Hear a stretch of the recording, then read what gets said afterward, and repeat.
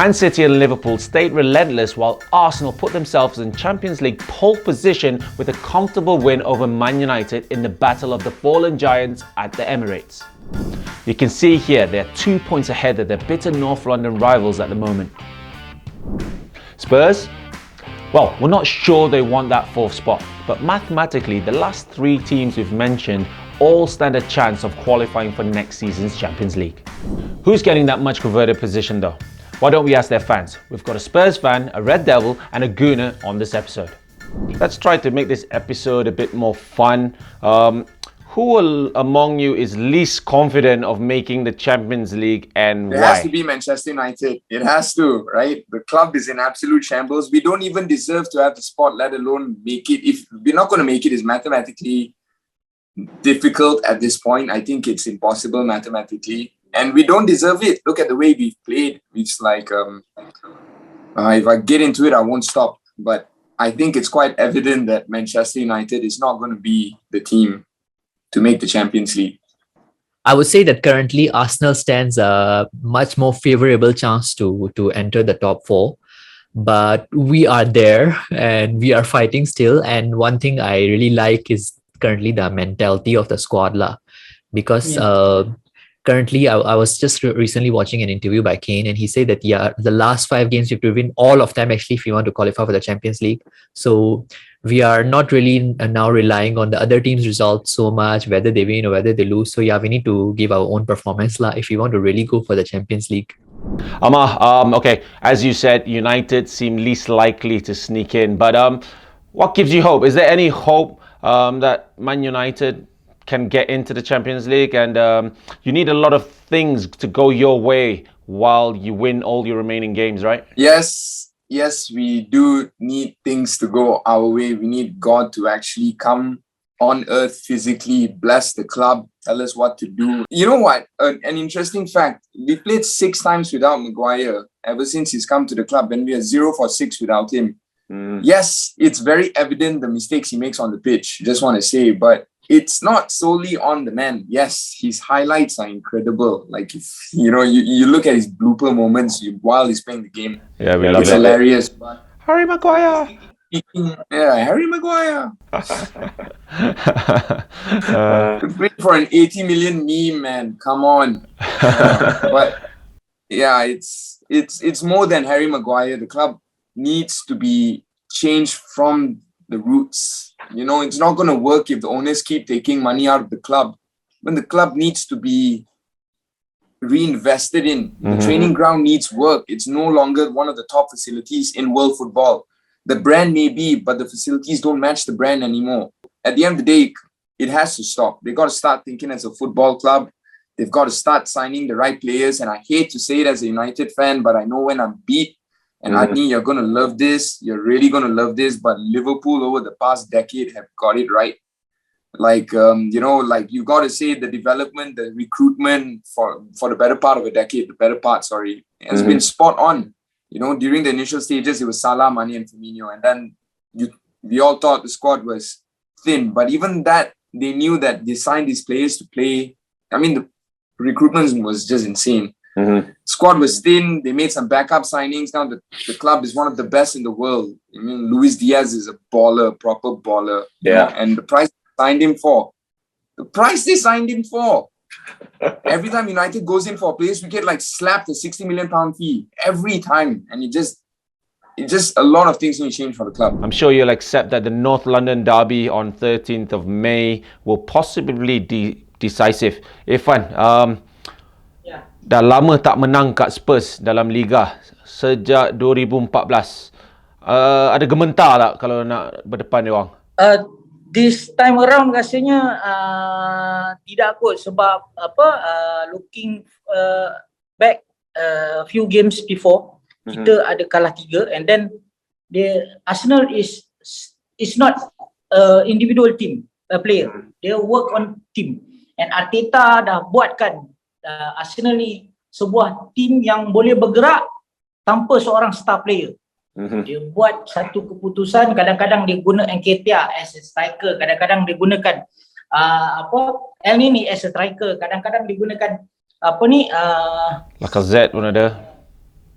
Lacazette dia pusing-pusing, dia bertukar-tukar sentiasa dan sebab there's nobody bigger than the club in Arsenal. Itu yang Arteta dah buat dan nampak gaya caranya dah looking towards development lah. Walaupun tim tu banyak muda, tapi nampaknya dia, saya rasa saya memang confident the next London Derby will be on our side lah. Walaupun dekat away game.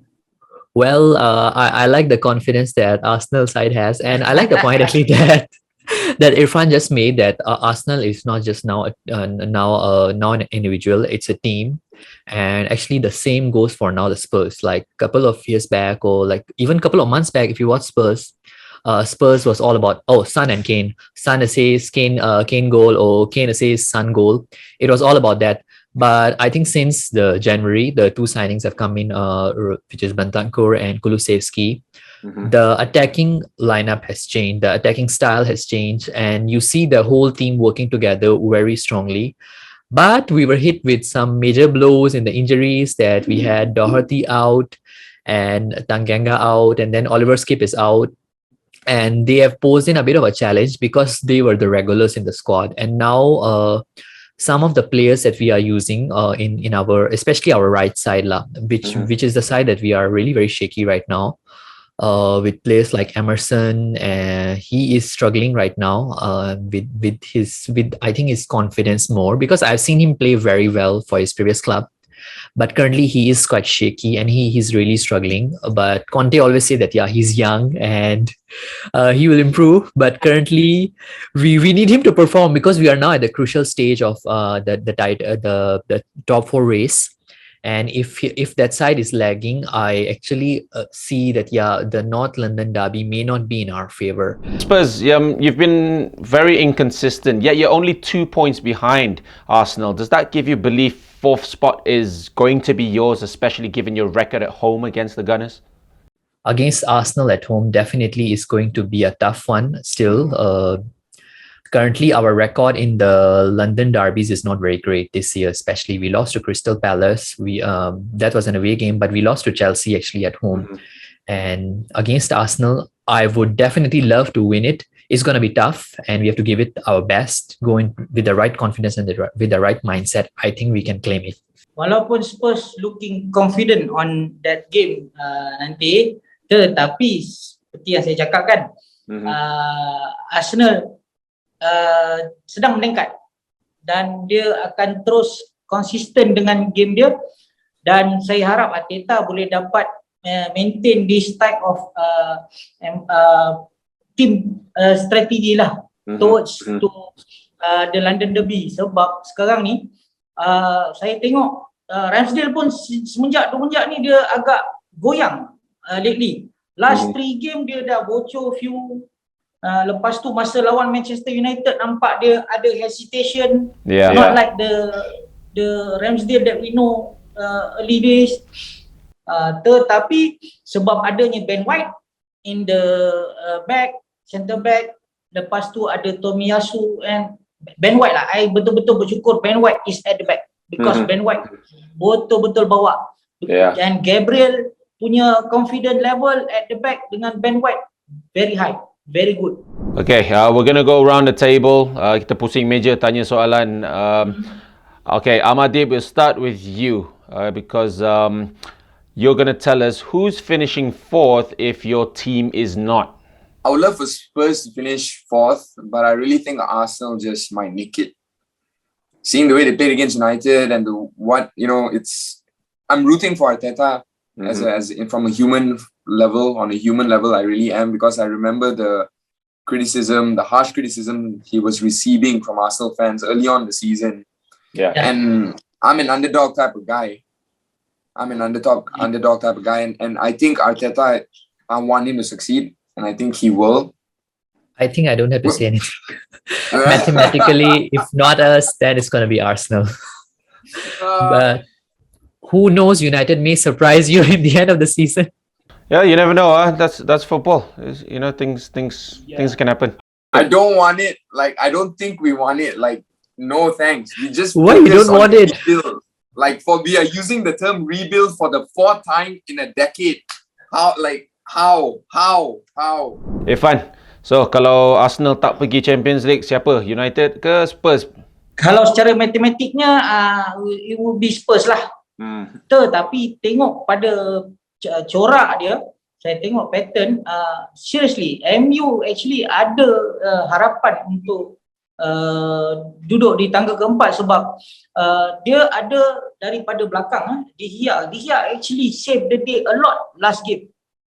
De Gea banyak bermain dengan baik, tetapi dia punya kelemahan adalah defender dia yang teruk, itu sahaja. And then MU ada center midfield yang sangat cantik. Diorang punya permainan, diorang attacking very good. Tetapi once diorang kena counter balik, dia jadi kelang kabut. Itu sahaja kelemahan MU. Tetapi on Spurs kalau Spurs saya tak tahulah sebab kalau Conte boleh buat sesuatu dengan Harry Kane kan, kalau kata Song dengan Kane dapat Song back to his old glory lah kan, dia punya larian dia yang sangat menakjubkan. Lepas tu Kane dengan dia punya ideas, dengan team, dia punya leadership bawa sebuah tu, pada saya secara matematiknya it will be Spurs. Tetapi if MU betul-betul berjalan di atas track yang betul, dia akan pintas Spurs dan dia akan go to Champions League. We've got the Liverpool-Man City race, we've got relegation candidates Watford and Burnley going head-to-head, and we've got Arsenal away at the formidable West Ham the next match week.